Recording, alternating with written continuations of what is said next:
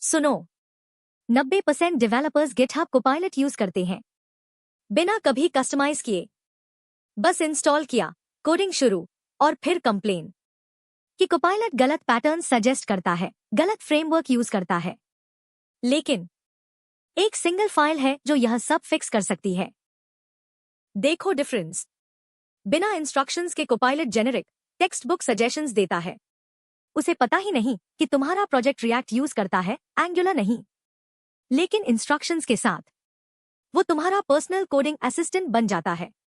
तुम्हारी conventions follow करता है, तुम्हारा स्टैक समझता है, कंसिस्टेंट कोड जनरेट करता है।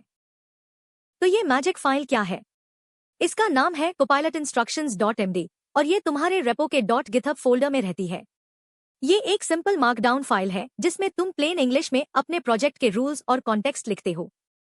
सबसे अच्छी बात, ये ऑटोमेटिकली हर कोपायलट इंटरैक्शन पे अप्लाई होती है। Chat, code completions, even code reviews.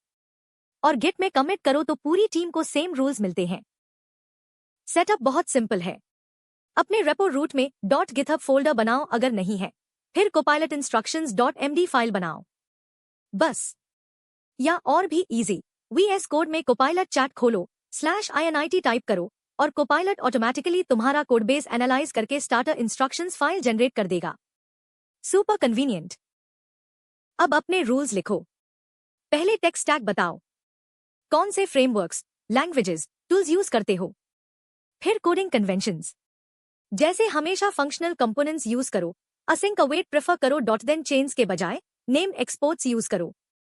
इसे ऐसे सोचो जैसे किसी नए डेवलपर को ऑनबोर्ड कर रहे हो, बस यहाँ AI को ऑनबोर्ड कर रहे हो।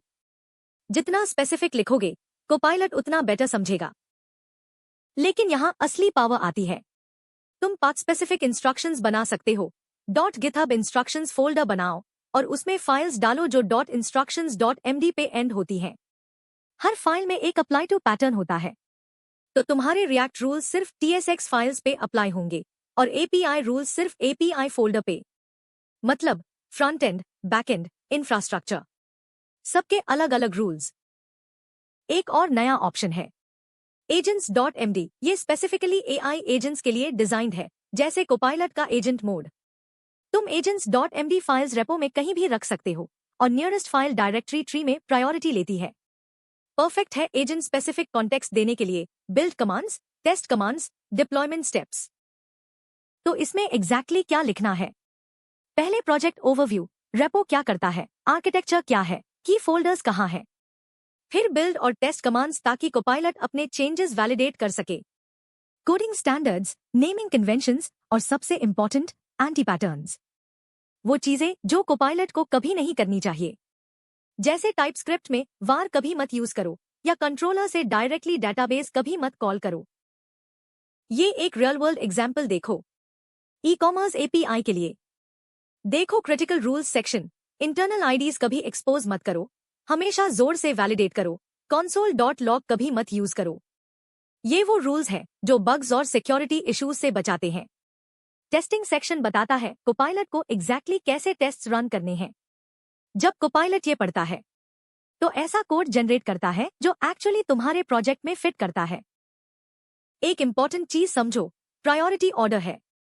तुम्हारी personal instructions VS code settings में सबसे ज्यादा प्रायोरिटी रखती हैं। फिर रिपोजिटरी लेवल, फिर पाथ स्पेसिफिक और लास्ट में ऑर्गेनाइजेशन लेवल इंस्ट्रक्शंस। लेकिन की पॉइंट ये है कि ये सब कंबाइन होते हैं, रिप्लेस नहीं करते।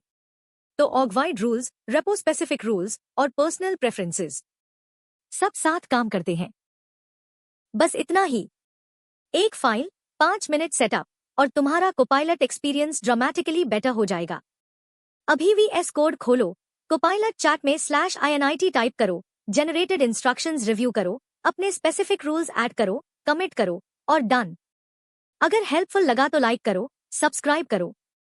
अगले वीडियो में मिलते हैं।